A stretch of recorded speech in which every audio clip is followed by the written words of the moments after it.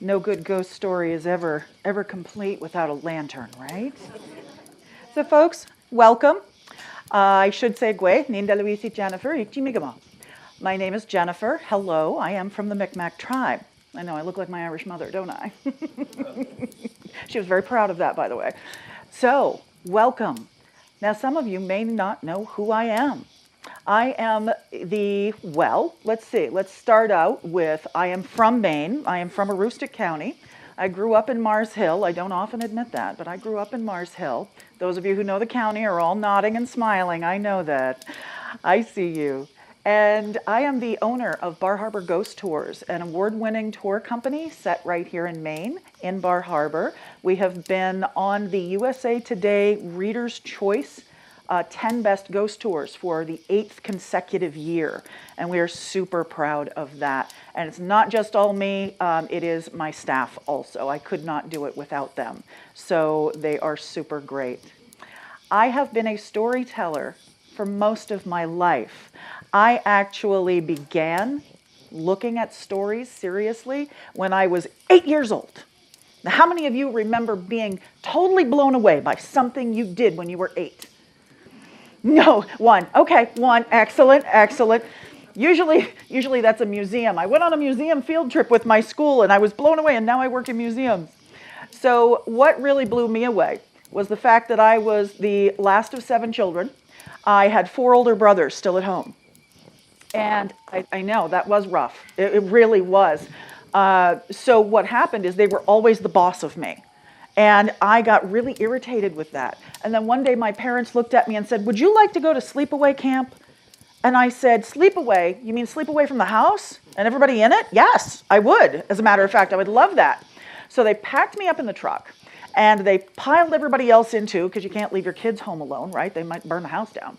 So we go all the way to what we called Mud Lake up in Sinclair. So what happens is it was a Wabanaki kids camp. There was this very wealthy woman, I know, there was this very, very wealthy woman who decided she wanted to do some philanthropy work, and what she did is she started a summer camp and then gathered up all of the native kids and had native counselors, and we did things like, oh gosh, we learned how to safely start a fire, put them out. My very first lesson in a canoe was how to swamp one. I don't remember them asking me if I could swim first, though. That was a fun day. So the other thing is that I was so excited to go to this camp, absolutely so excited. And I thought, I'm going to get away from everybody. Imagine my dismay the first day that we got to camp, and my brothers got out of the truck too, and I found out they were camp counselors. So they were still the boss of me. And I could not believe that they were going to be the boss of me now without mom and dad for an entire week. Luckily, they were all pretty busy, and I got to amuse myself most days. But at the very end of camp, one of the things that happened was the camp counselors were supposed to put on skits for the rest of us. They'd been bossing us around all week. It was their turn to do something nice for us. And it was the first time I saw one of my older brothers, and he was very involved in the skit. And his space was Guimu, the loon. And the loon is known as Glooskap's constant companion. And when you hear the loon's haunting call today across the lakes, that is the loon calling for Glooskap to return, because Glooskap left and he went to the land of the north, where he is making spears and arrows for a great battle to come. And one of the interesting things about this is my brother, and I do not have this ability, but my brother had this fantastic ability to put his hands together, and I bet some of you in this room can do it, and he blew into his hands, and he made that fantastic loon call. And the second he did that, I saw 2 images.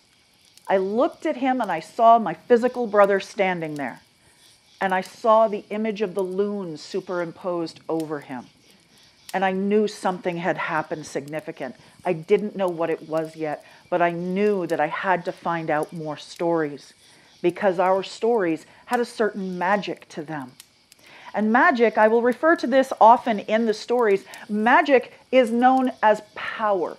Power with a capital P. You draw this power up and you can make things happen with it. Some people have more power than others, and some are mislabeled, as we will see. Also, power is known by the Passamaquoddies as Madowlin, but in Micmac, it is Gina. So I might use those words interchangeably. Another word that you will not hear me say is shaman, but we have buin. A buin is a person with power that can interact with the spirit world at will. And some of these people with power who interact with spirits, talk to them, work with them, they actually become medicine people or healers or spiritual leaders. So, knowing that, why don't we get started? Has anybody ever heard of a Wabanaki story before? No? Anybody heard of, anybody know who the Wabanaki are? Let's start there. Okay, perfect, good. You win a gold star for tonight, okay? One of the things I love to do, and it's a favorite part of my job, is we get hired by several hotels to go sit at their campfires. And folks have s'mores while we tell ghost stories. And isn't it lovely to be an adult and actually get to go sit at a campfire and eat gooey chocolate marshmallows like you were 7 again?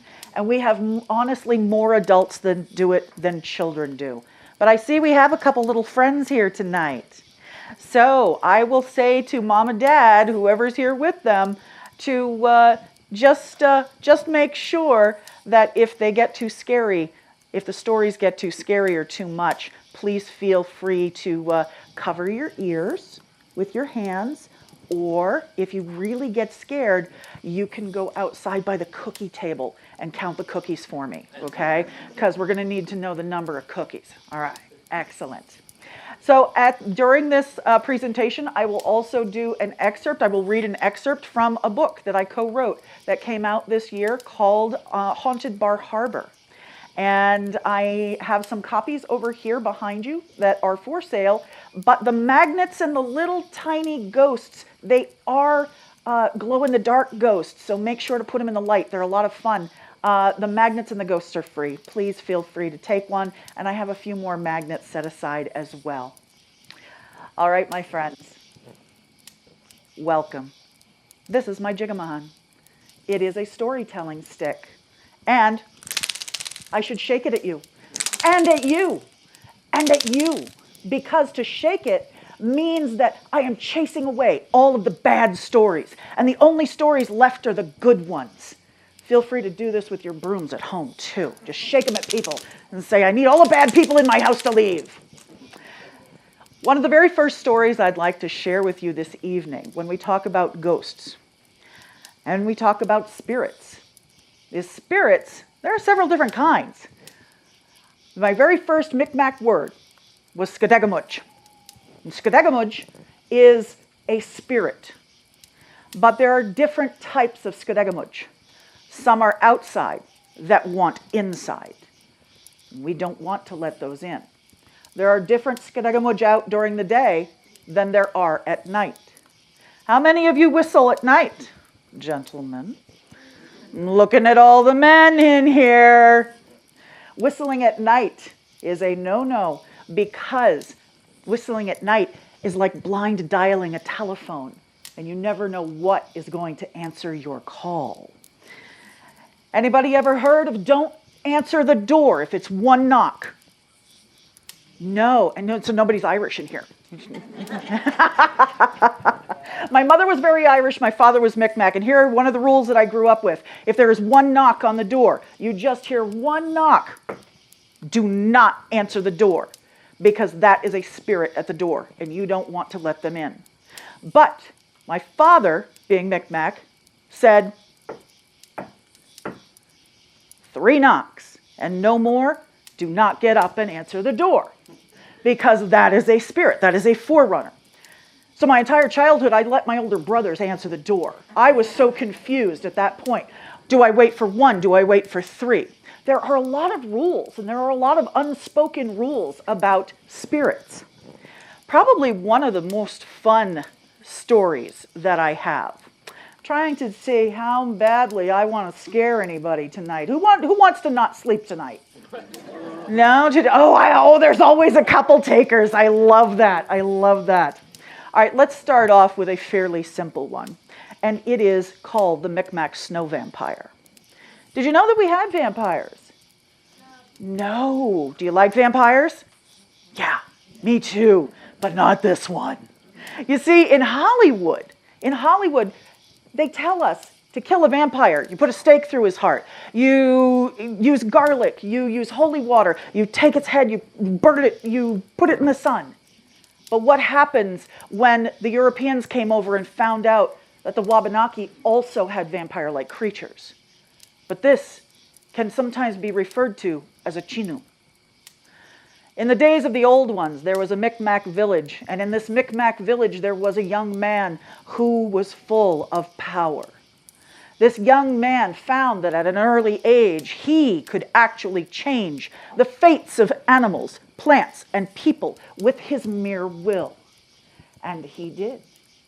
He used his power for his own selfish ends, and he would often hurt those who had done him wrong. As he grew, everyone in the village became very afraid of him, afraid that he would use his power against them. But as time went on, he grew to be a man, he was an adult, and he decided that he wanted to get married. So he looked all around the village, and he looked at all the young ladies, and there was one right back there, over there, and she was not of his clan. That was a good start. So he told his mother, go over to her family's wigwam and ask them if they would accept me as a son-in-law. And she went off to do it. And he started pacing. And he paced. And he paced. And as he paced, he kept walking and he kept thinking, they would be fools to turn me down. There's no way they'll turn me down. There's no way they'll say no. I'm young, I'm strong, I'm full of power. She will want for nothing. And when his mother came running back up, he went to her and, what did they say? And that's when she had the sad job to tell him, they said, no, my son. They are too afraid of your power, and they are too afraid you are going to turn your power on them at some point in the future. Disbelieving this, and he said, I'm going to go find out for myself. So off he went, walking all the way across the village to the young woman's family wigwam. And when he got to the opening, he lifted the hide covering it, and he ducked in, where he found the woman seated on the floor, and she was weaving her ash splint baskets. There was a pile of ash splints next to her, and he picked one up, and he tossed it into the young woman's lap. Now she had two choices. She could accept the stick and keep it and accept his proposal, or she could throw it away and be done with him forever. What do you think she did? Threw it away. I hear threw it away. How many of you think she threw it away? Raise your hand. Okay. How many of you think she kept it? Oh, interesting. As it so happens, she threw it away. She did not want it. She did not want him. But he was incredibly embarrassed by being turned down. He didn't take rejection very well.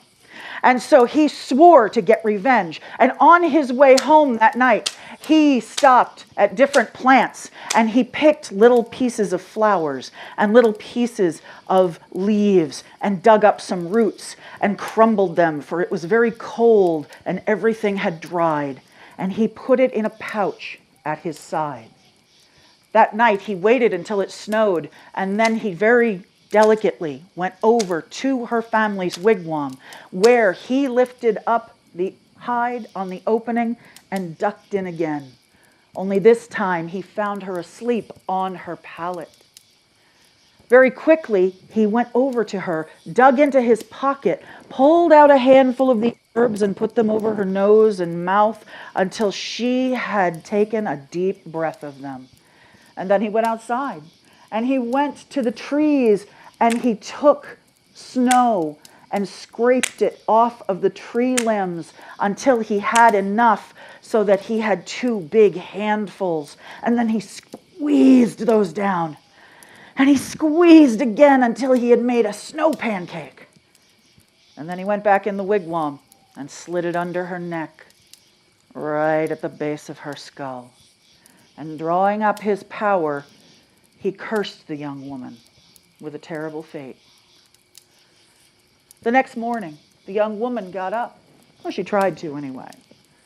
And she pushed herself up with her hands off of her sleeping pallet, but oh, they hurt.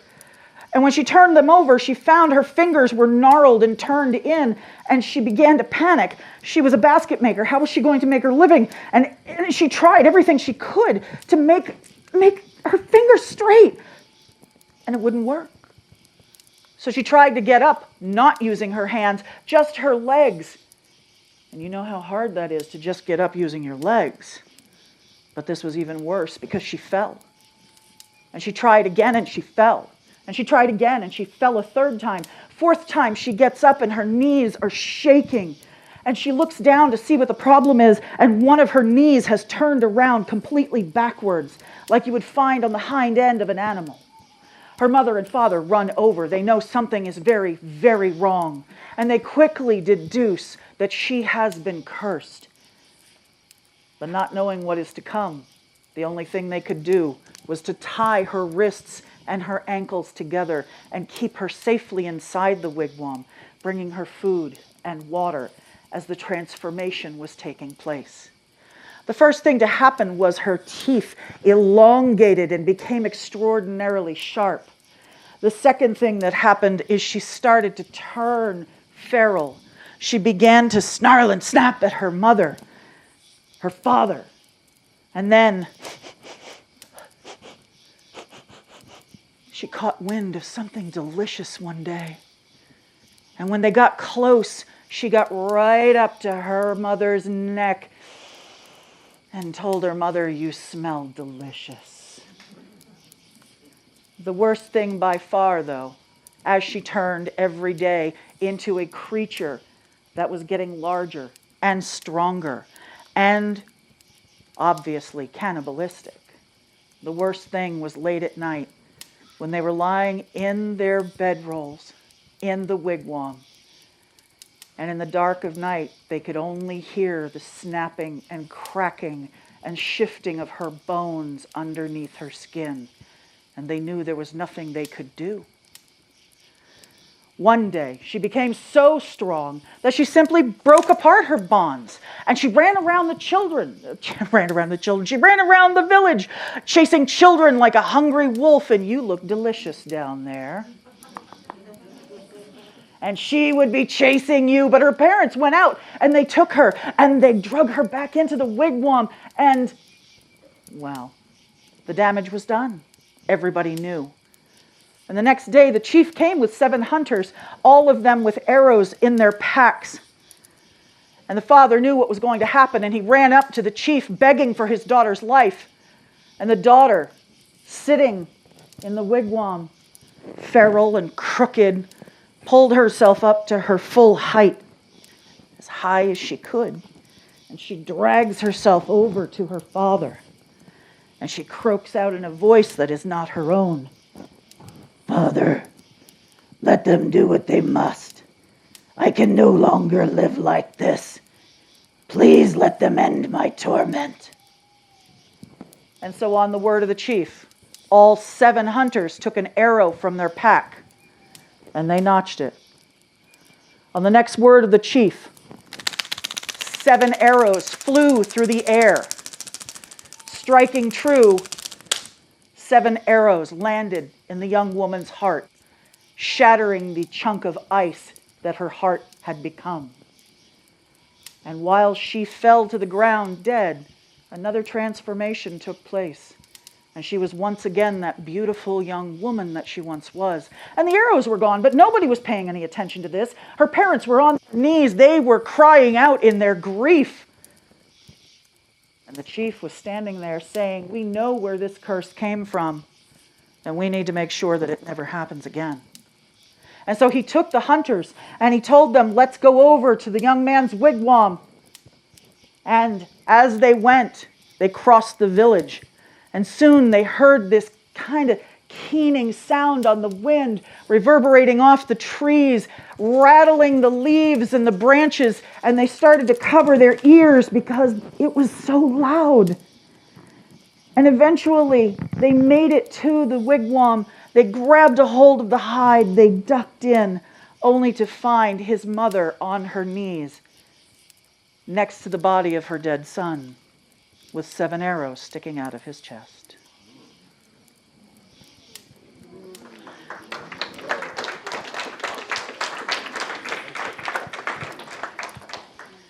It's one of my favorites because it doesn't have a happy ending. The Chinu is a feared creature. It actually walks around in the wintertime with a gigantic club, and it swings its club around, and then it cracks into trees. And long about January, February, mostly January, when it gets really frigid cold here in Maine, you know what I'm talking about, you'll hear the trees crack and pop at night because it is so cold. That's when we know the Chinu is out with his club. And when we hear that cracking and popping, we do not send our children outside, for they will probably not come back. Oh, we don't go out either. Yeah, adults don't go out either. That is a thing. So that is more of a winter story. One of the things that you need to know about Chinu is that Chinu also have a howling cry. And when they scream, if you hear them as a human, you can drop dead on the spot. It's a terrible, terrible sound.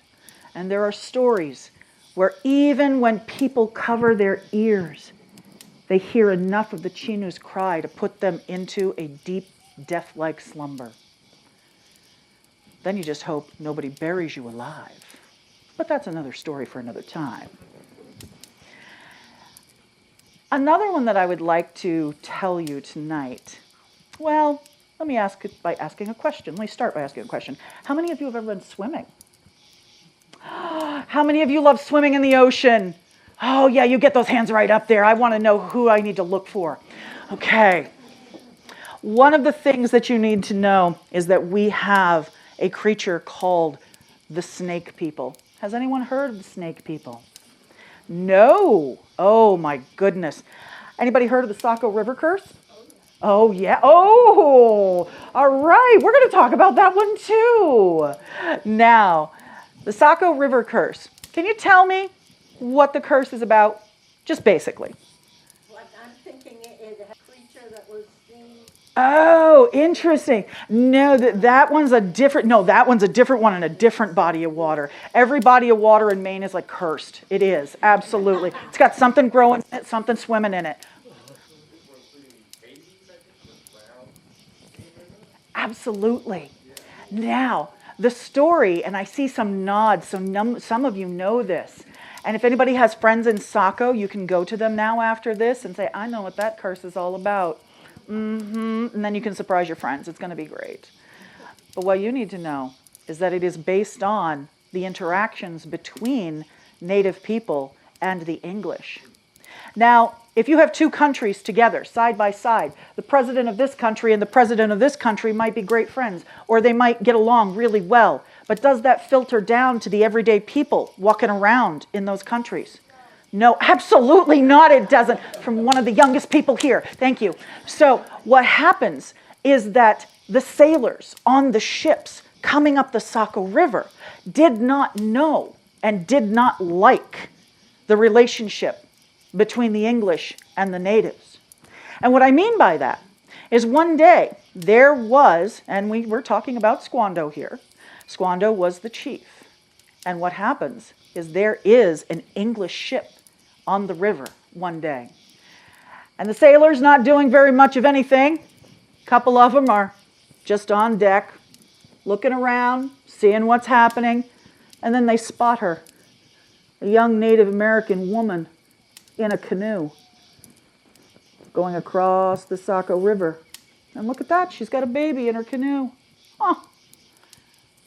One sailor starts talking to the other, and they start to say some pretty horrible things. One of those things was, you know, they're like animals. They can swim like a dog at birth. Really, the other one says? Prove it. So the two men leave the ship, they go down, they capture the young woman, they take her, And they take the baby out of her arms and they throw the baby into the river. And the young woman freaks out. She gets away from them. She dives down into the water, taking the baby, bringing it up. But it is so young, it's so new, it has taken in so much water. He does not last very long afterwards. What they did not know was this was the firstborn of Squando, the chief. And in his great grief and anger, the legend says that he waded into, I love that detail, he wades into the Saco River and he curses it to take the lives of 3 white men forever. Ha ha ha ha.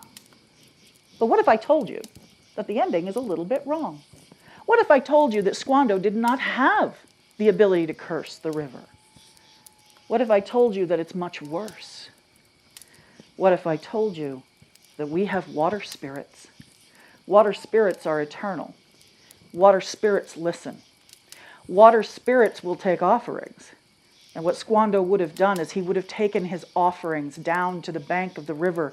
He would have given his offerings to the water spirits, laid out his grief and his pain and his desire for revenge, and then handed all of that to the water spirits. Squando is long gone by now.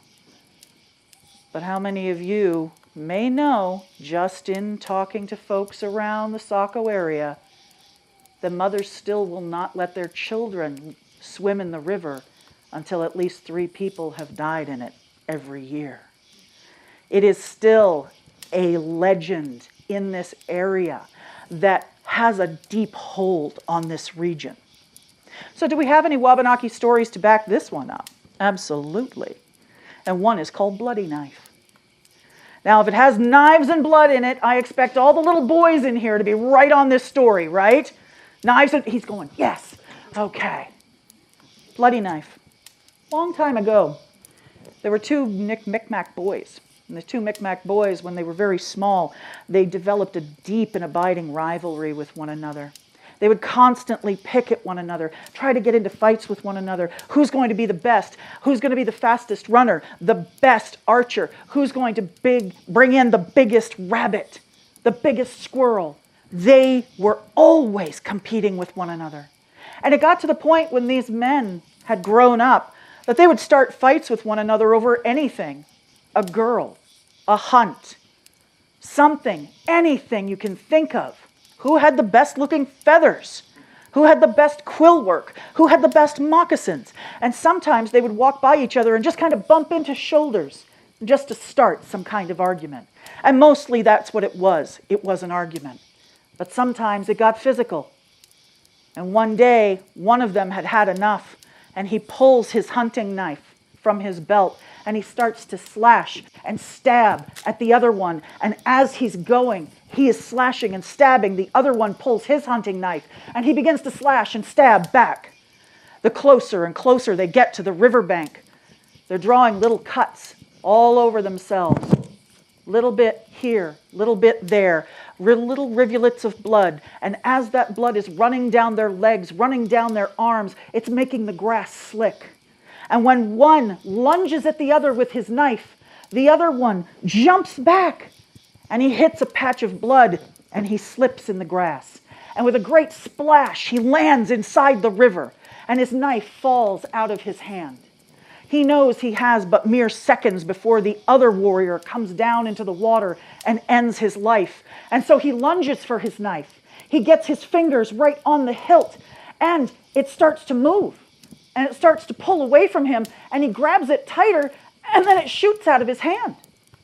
He tries again, and he gets his fingers on the hilt, and it starts to pull and pull and pull until it shoots out of his hand again. He hears the splashing of the other warrior in the water, and he knows he only has seconds before he needs to do something, or his life will end. He lunges. He sees the knife. He lunges. He gets both hands on the handle. And he goes, yes, I will be safe. I can fight my way out of this. And then all of a sudden, that knife starts to shake. and it starts to pull, and it pulls, and it pulls him through the water. It pulls him over the rocks. It pulls him under, and then it shoots out of his hand. The other man continues to wade into the water, unknowing of the struggle beneath its depths. And he reaches down, and he grabs the other, and he ends it, and leaves his body in the river for his family to pick up. When his family comes to collect his body, they pull him out of the river. And then one of them looks down and sees the knife still lying on the bottom of the riverbed, still coated in blood. And they said, look, that's his hunting knife. We should probably collect that and take that back with us. And so one of the family members goes in, sticks their hand down into the water, and they get their fingers on the knife. But same as before, it starts to move. And then it starts to wiggle, and then it shoots out of their hand, and they can't grab a hold of it. Every family member comes into the river, wading into the river, trying to get this knife, and it does the same thing to every one of them that tries to get it. And finally they say, leave it. We have what matters. And they take the body of their fallen warrior back for a burial. Well, that knife is still there. I never tell anybody what the real name of the river is because there are too many curious people who will go to the river and try to retrieve the knife, as they have over the many, many decades since this event happened. And sometimes people go into the river and they don't come back. And so the knife remains there. Now, I bet you feel like I just took you up to a cliff and booted you off, don't you? Where's the punchline? What's going on? What's missing in that story as it is told is the cultural context. You see, in Mi'kmaq culture, anywhere that water rushes over rocks, think of rapids, think of a waterfall. That is a place of power, and it is a portal to the spirit world. That means in that river that day, there was a spirit who came through the portal and willingly and knowingly took that knife out of that warrior's hand so he would die.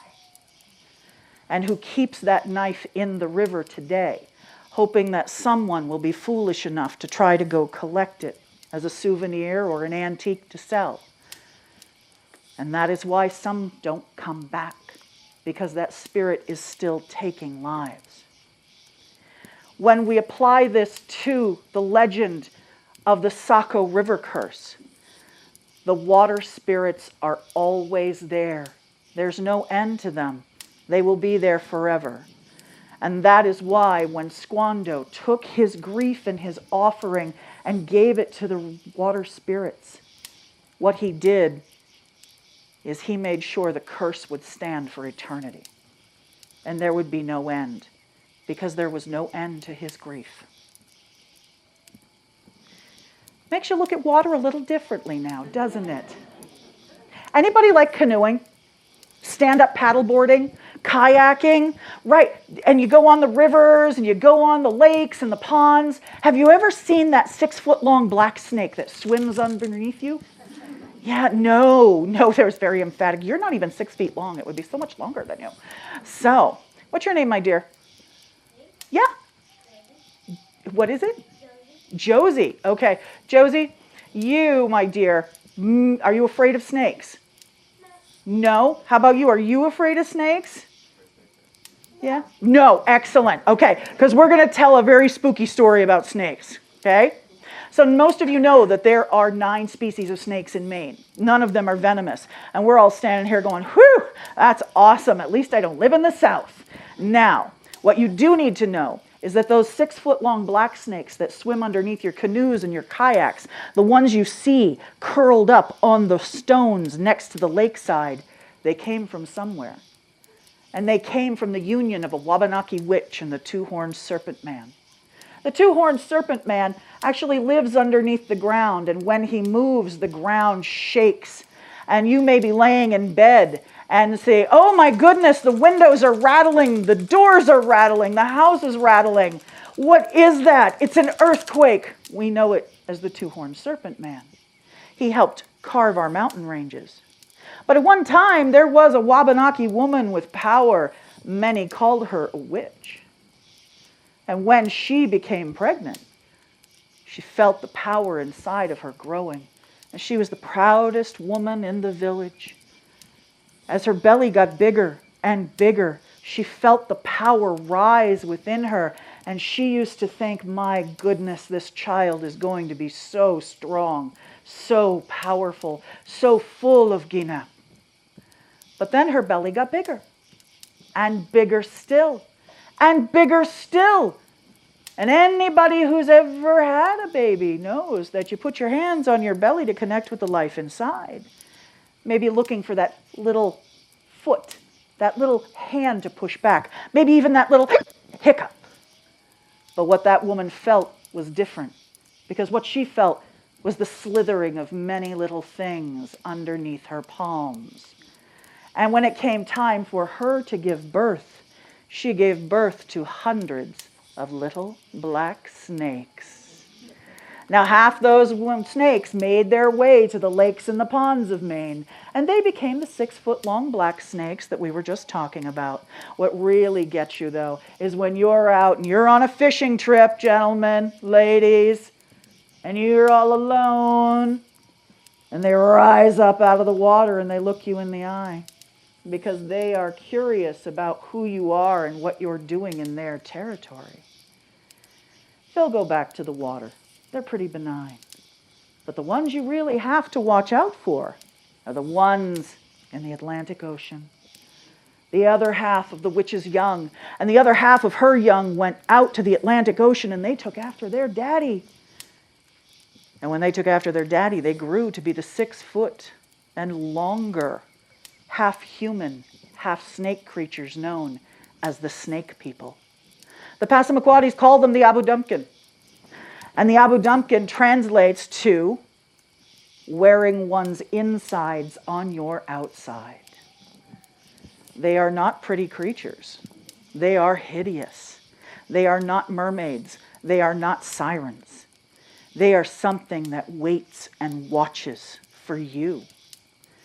Now, those of you who said that you were swimming, have you ever been in the ocean swimming and you felt that little tickle along your foot or your ankle? What did you tell yourself it was? It was just a jellyfish. What else did we tell ourselves it was? Seaweed. Seaweed. Seaweed all over the place. That's what's tickling me. How about a little fish? How about just something swimming by? Whatever it is, it's benign. Don't worry about it. And you keep swimming even though you cannot see what is beneath you. And what would you say if I told you that it was one of the snake people coming up and touching you to test and see if you were ripe for harvest? Oh, yes. You see, the snake people have a voracious appetite. And even Wabanaki parents still tell the children today, do not go near the water's edge at night, because the snake people swim closest to the edge of the earth at that time. And what they'll do is they will reach up with their tails and wrap it around you, haul you down into the water where they drown you before they consume you. Sometimes people go out on boats, go fishing, lobstering, and they do not give an offering to the snake people. Woe be to them. But should they give an offering of flowers, maybe a little bit of food, maybe a couple coins from their pocket, and ask for safe passage from the snake people, maybe, just maybe, there's a chance that when something should happen and capsize their boat, that hands will come out of the water and push their boat to safety. It has been done, and it has been seen. There's absolutely nothing creepy about hands coming out of the middle of the ocean to push you to safety. Not at all. Now you see, water spirits are feared. Water spirits are very much respected in all Wabanaki cultures. But there's one that's kind of a hybrid.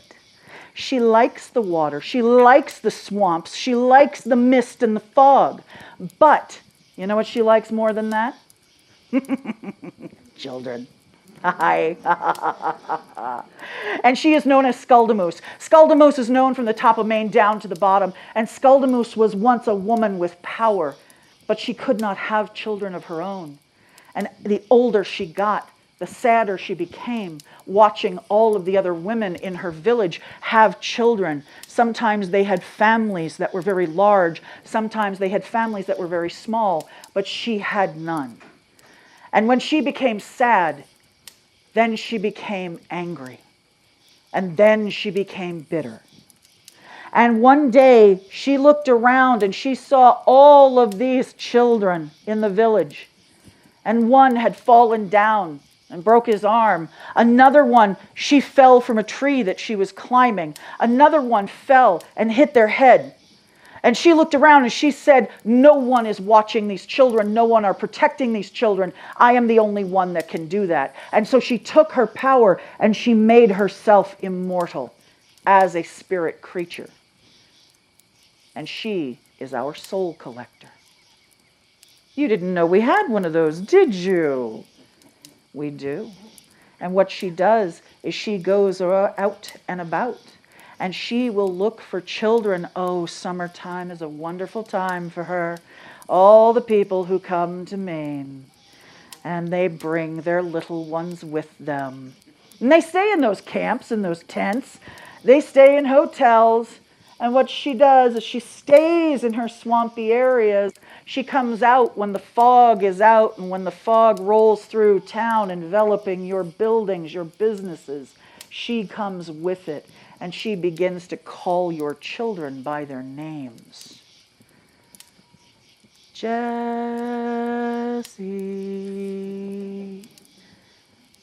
Peter, Riley, come to me, child. And these kids hear their names being called. And what they do is they come out of their beds, their warm sleeping bags, their tents, their RVs, and they go outside because this woman is calling them by name. She must know them, so they must know her. Until she appears, and then she holds out her arms, and she goes and wraps them in a great big hug. And when her cold arms wrap around these children, she steps back and pulls their spirits from them. And she keeps the spirits with her, where she can protect them for all time. It doesn't seem like protecting from our end. And if you think you're safe, I can see the looks on your faces.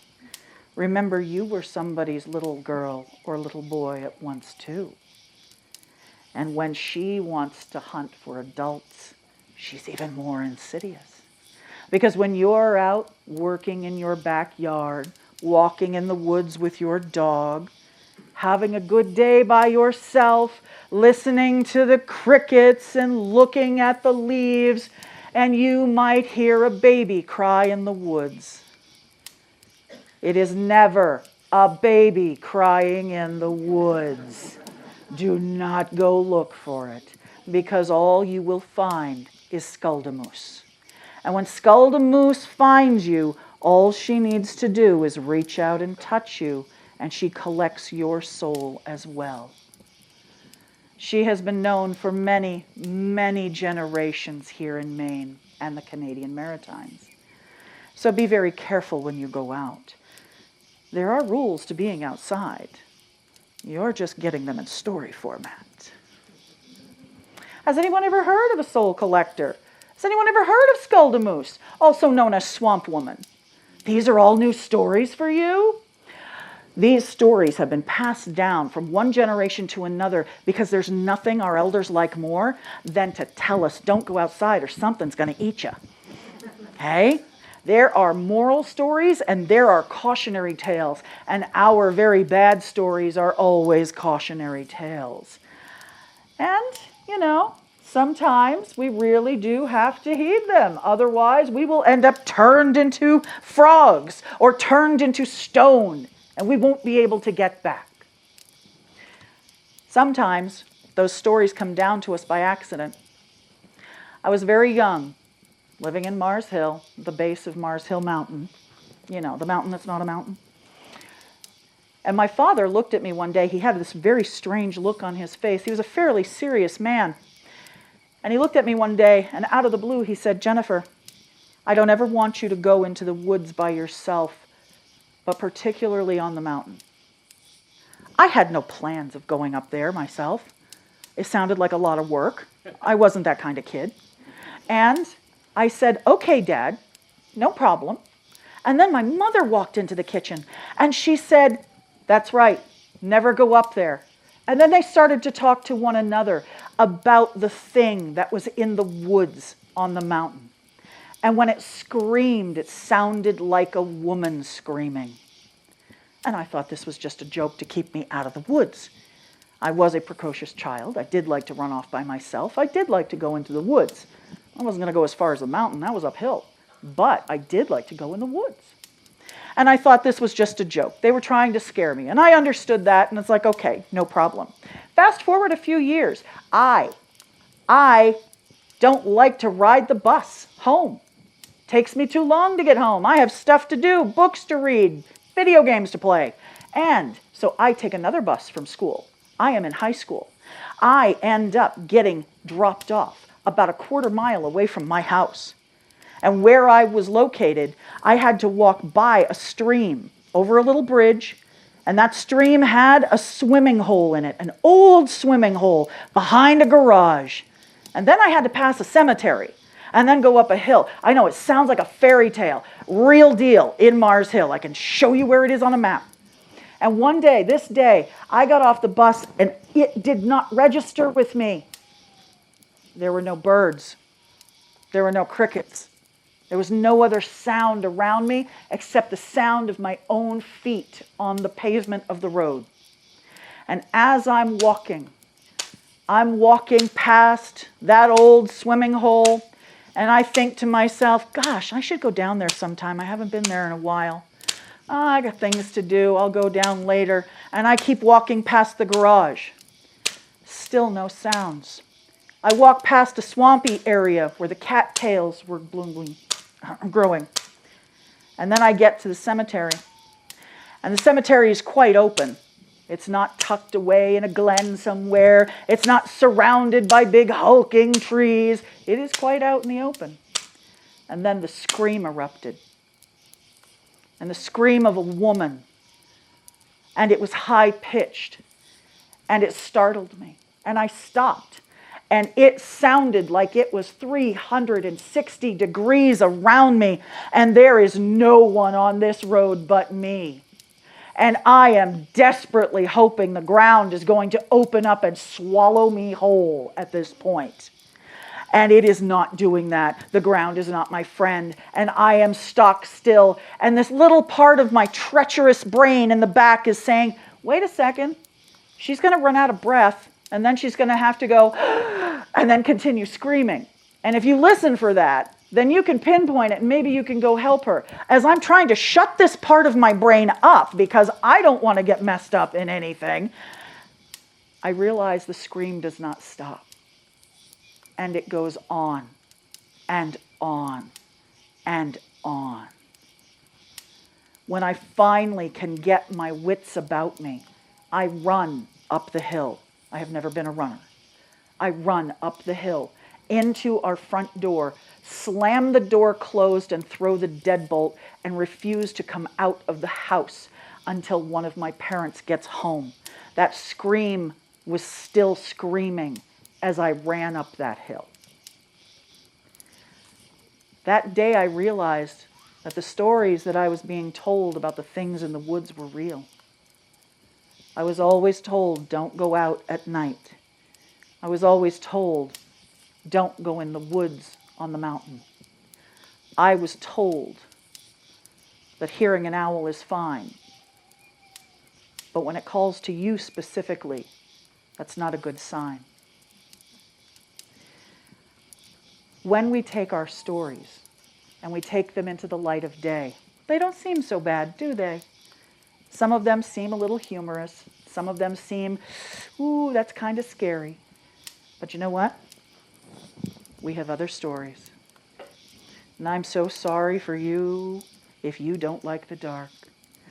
Because when twilight comes, one of the stories that we whisper about, we don't talk about this one out in the bright light of day too often. In fact, there is a name for these creatures, but our elders have forbidden us to use their names because our languages are verb-based, and to call these things by their names actually summons them. And I don't want them following me home tonight. And this is what we call the red eyes. The red eyes are spirit creatures that come out at twilight. Remember, there are different spirits out at night than there are in the day. And what they're going to do is they're going to go to your window at night and they're going to look in at you. And they're going to look for you. And if you do not close off your windows at night, pull your curtains, pull your shades closed, because that's the first thing Wabanaki people do. Is we see it gets to be twilight, we pull our curtains closed, we pull our shades closed, because these are sight-driven spirit creatures, and they're going to go to your window and they're going to look in. You might look outside on a nice dark night like tonight and see two red eyes staring back in your window at you. Never look outside at night because something might be staring back in. And when they find that one Airbnb that has no window coverings on it, I don't know who's renting it, but they have a cruel streak in them. Because when these creatures go up and they find some place that has the windows completely open, completely uncovered, they've chosen that building, that person in that house. And they will come back late at night. And when you're snuggled up in your bed, maybe you're reading, maybe you're asleep, listening to your partner snore, all of a sudden, you'll hear a scratching, ever so slight, on your window. As it drags its filthy nails down your window pane, it will scratch and it will tap. And it will scratch and it will tap until you get so scared or so curious that you elbow your partner awake and say, "Will you go look at that window and see what's out there?" Do not go open that window. The only thing that wants to come in is something that wants to feed until there is nothing left. That is why we do not name these creatures, because it will summon them. One night after a tour, I told this story, and a woman came up to me and she goes, "I've seen those." I said, "You're very lucky to be alive. Not many people see them and live to tell about them." She says, "Yes, I actually live in New Hampshire, and I have to keep my dog on a leash because he'll run off. And I'm standing out there with the leash, waiting for my dog to do his business, and all of a sudden he starts barking. Bark, bark, bark, bark, bark, bark, bark, bark, bark." And she looks to see what he's barking at, and he's barking across the street. In the bushes across the street, she said, "I saw two red eyes staring back at me." She said, and I started to get afraid. And then I got mad. She says, "I'm a grown woman. I've got a flashlight." So she took her flashlight and she turned it on and she beamed it right over to the bushes. And she said the eyes were gone. She felt better. She said, "I did not become terrorized until I turned the flashlight off and the eyes came back." She said, "I quickly picked up my dog and I ran inside." What I told her was, you are lucky to be alive. Very few people see these creatures and live to tell the tale. Although, you already know this tale. You know this tale because Stephen King uses it in Salem's Lot. Anybody remember the vampires with the glowing eyes? Scratching and tapping on the windows, "Let me in." Anybody remember how the scratching and tapping was happening at windows that were 2 and 3 stories in the air, the great big old homes? He gets some of his inspiration from different places. Some of those are us. Another thing that you should know is that in Pet Cemetery, he also uses a Micmac burial ground that went sour. That's not a thing. It's never been a thing. It'll never be a thing. But he also cherry picks the Wendigo from the Ojibwe over near the Great Lakes and up into Canada, and he puts those two together, and he concocts this story where pets come back to life. Anything you bury there comes back to life, but it comes back wrong. So people see Salem's Lot. They read Pet Cemetery. And then they come to Maine and they ask, hey, where's the Wendigo? I was like, dude, he is 400 miles that way. He's in the west. You got to go out there near the Great Lakes. But we have things that only the lumberjacks knew about. We had things that would crawl after you. Anybody hear the lumberjack stories? Wabanaki men made great lumberjacks. My grandfather was a lumberjack in Nova Scotia. And the stories he came back with were things of the agripelter, a primate-like creature that sat in the top of the trees and would pick up chunks of wood and hurl them at your head, killing you outright if it struck you. Things like the tote road shagamaw, half moose and half bear.